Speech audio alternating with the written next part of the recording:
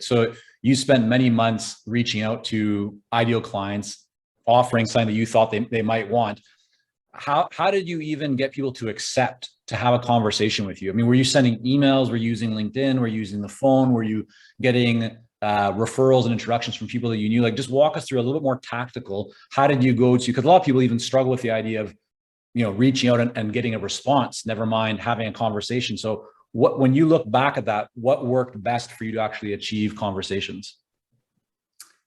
I mean, I did a whole host of things. I went out and started going to events being hosted by nonprofits and other organizations. I would always make sure that I had asked, I would ask a insightful question. I would get people's cards. I would have coffees with them.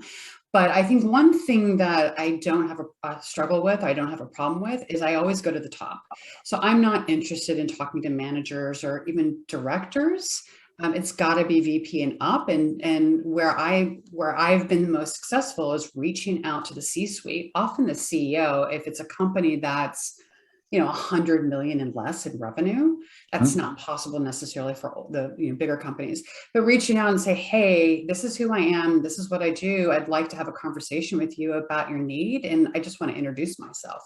And when you do that in a situation where there is no referral or introduction, you're just reaching out kind of, as they say, cold. Do you still get a response when you're that direct, or do you find that you definitely do need some touch points or introductions before you reach out directly to somebody like that?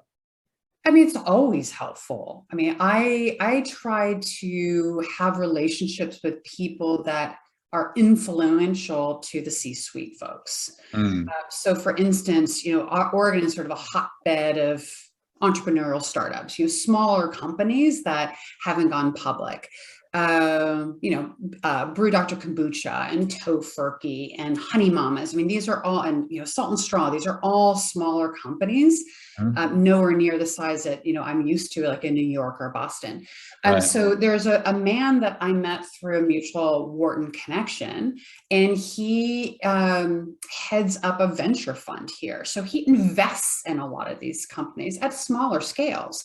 So because I have that relationship, I lean on him to say, hey, can you make an introduction for me to these CEOs or COOs? Right. Or I mention, hey, we have this person in common. I'd love to meet you so I can tell you a little bit more about me, and I'd love to learn about your business too. Got it. Okay, so now establish a relationship.